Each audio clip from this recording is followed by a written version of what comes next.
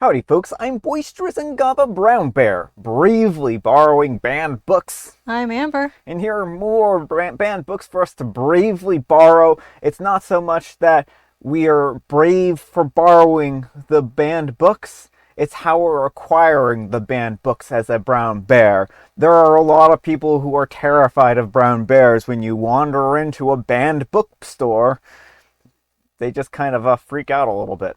So, just keeping that in mind. Let's get started. Alright folks, and our first letter is titled, Am I a Jerk for Siding with My Daughter, a 15-year-old female, when she enforced the no red dress code with my aunt for her sweet 16? Am I the jerk, or more like, are we the jerks? We have been working on my daughter's sweet 16 party for almost a year. My daughter picked the theme of The Nightmare Before Christmas. This is a formal/semi-formal event. She has been lax on letting her aunts, grandma, and cousins pick out almost everything except the colors and the clothing assignment for the Sweet 16. She chose some basic colors, black, white, and purples for her main colors, and the guests pick a character and use it as an inspiration for their formal wear. The birthday girl red inspiration is Jack as Santa. Her only parameters for her sweet 16 party is that she and her boyfriend be the only ones to wear red because she wanted to be Jack when he turned into Santa Claus. She told all the family and friends and made it very clear no red. Now, here is the part where I need to know if we're the jerk. This party is 6 days away. I ran into my aunt and she was very excited and showed me a picture of her outfit. The shoes were beautiful, but they worried me a little bit because they had some red on them. I brushed it off because who looks at shoes anyways? Then she showed me a beautiful bright red dress. I was shocked, and it showed because her smile fell. And then she looked at my mom and said, "It isn't red, it's burgundy. You told me that I could wear it because it isn't red." My mom agreed that it was much darker in person. I was trying to fix my face and not panic. I told myself that it would be okay, and them, that I would talk to my daughter about it. Skip to a few hours later, and I did talk to my daughter, and I was able to show her a picture of the dress. My daughter asked my aunt if she could please wear a different color, but my aunt said no because she ordered the dress for that party. My daughter told her that it was the only rule, and if she wasn't willing to follow it, then she would miss having her there, but if she was willing to change the colors, we would love to have her. I backed my daughter up, but my mom and sisters are upset because my aunt doesn't have a lot of money and can't buy another dress, or she won't come if she can't wear that dress. My daughter very clearly stated to them that she told my aunt and everyone else not to wear red, and burgundy is a shade of red. She should have taken that into consideration when she ordered her dress. She is sorry, but she is not changing her mind about this one thing. She gave in to all the other things that they wanted. Am I the jerk for siding with my daughter when she stuck with the no red dress code for the guests? Also, for not giving in when they try to guilt us about it. Some update. There are a lot of people saying that it's just a birthday party. However, it's not just to my daughter. My mother started a tradition of giving the granddaughters a sweet 16 extravagant party when the first one was born 23 years ago. She has given upwards of 5 to 7 so far, and it's finally my daughter's turn.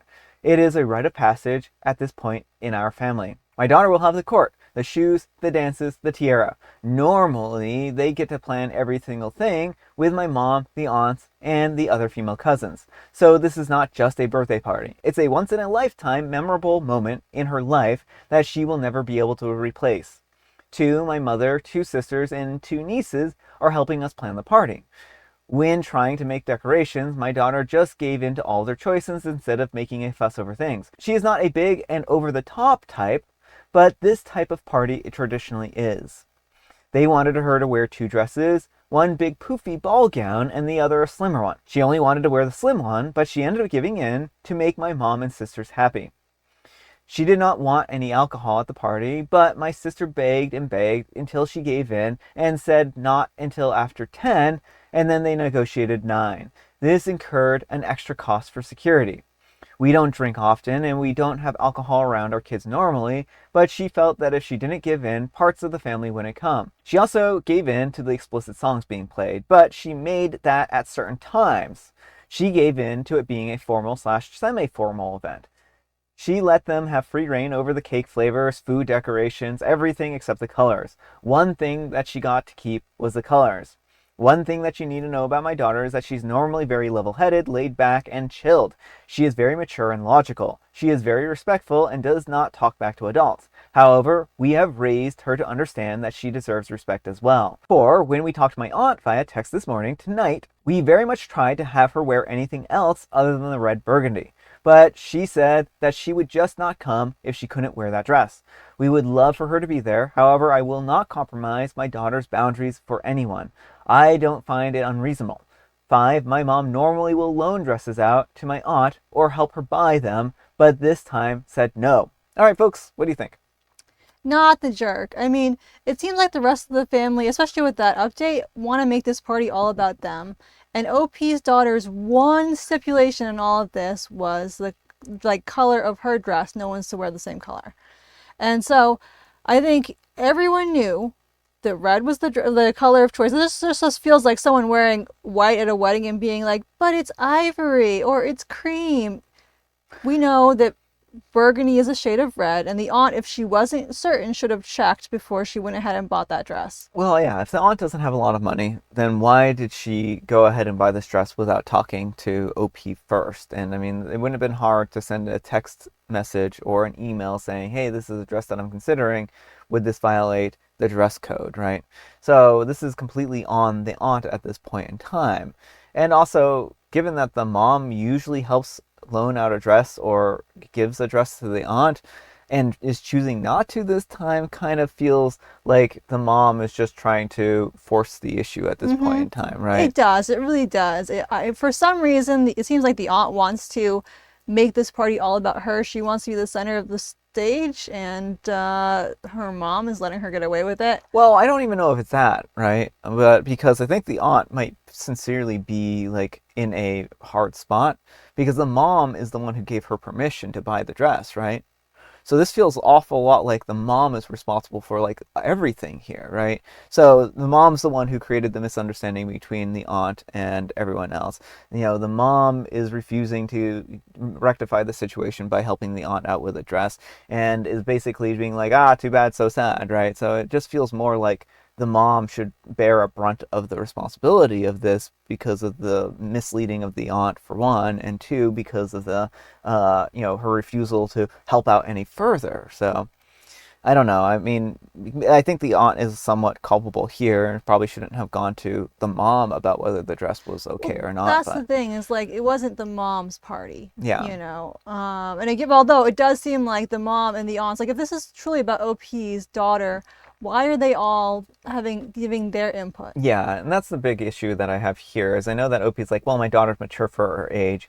Kind of sounds like your daughter's a doormat and is, not wanting to push back against anything. Maybe except for this one thing, right? Well, I mean, some people just genuinely don't care about these things and are willing to go along with certain things to keep the peace, and it may be the only thing she was really concerned about was the color scheme.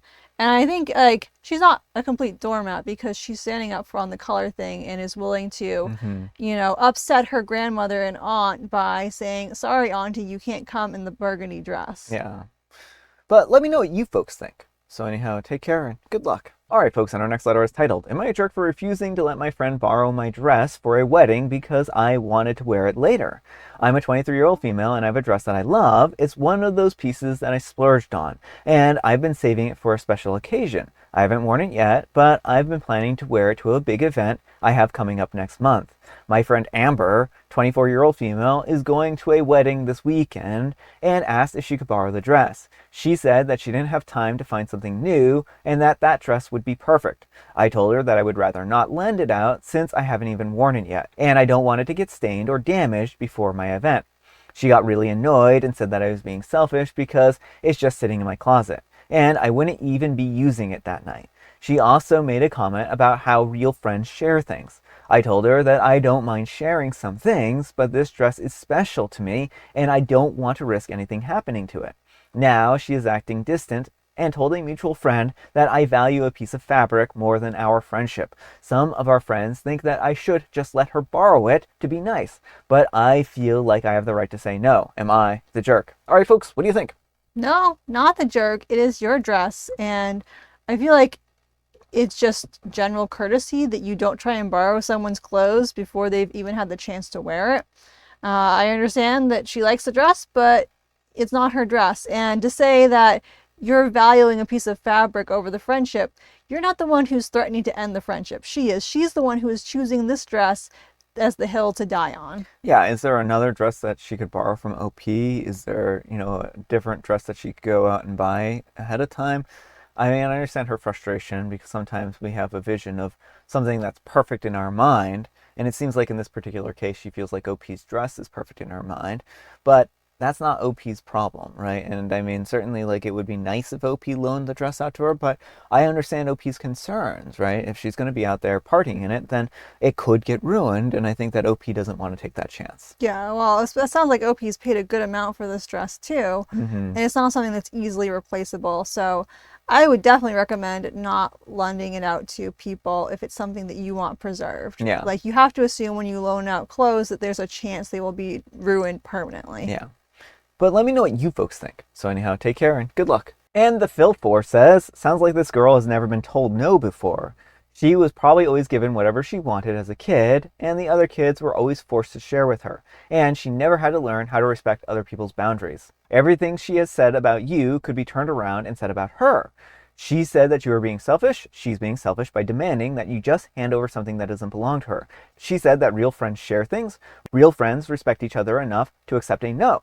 She said that you value a piece of fabric more than a friendship. Who is the one tossing a fit over the dress and bad-mouthing you to everyone else? She is just trying to manipulate you into doing whatever she demands. You're not the jerk, but this situation would have me rethinking this friendship. I think that's well said. Alright folks, and our next letter is titled, Am I overreacting to my husband's friendship with a younger female colleague? We just broke the dress trend. Just over 3 years ago, my husband and our 3 kids moved into another state 1,000 miles away from where we had been living, meaning that I was away from my family for the first time. He had at least friends and colleagues in the new state, as his work was the main reason that we were moving. I'm a stay-at-home mom, homeschooling mom of 3, ages 17, 13, and 9.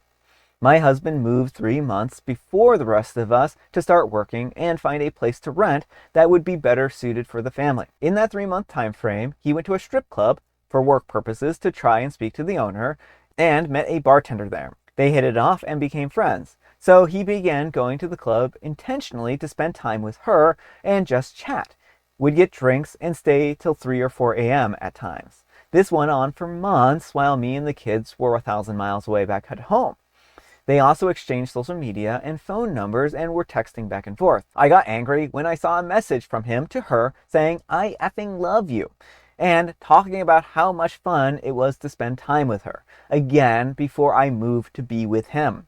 He said that it was meant in a strictly platonic way, and we moved past it. When I moved down, I thought that this woman was out of the picture for good and we could move forward. Come to find out that he had still been texting her back and forth, and he was now trying to get her to quit her job bartending at the strip club and come to work for him at his company.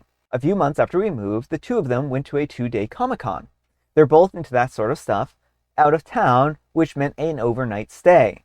They, of course, drove separately, and my husband even took along our teenage daughter. His bartending friend brought along her best friend, also a guy. I asked for one small thing, which should have been a given, which was to please not go into each other's hotel rooms. He promised me that it wouldn't happen.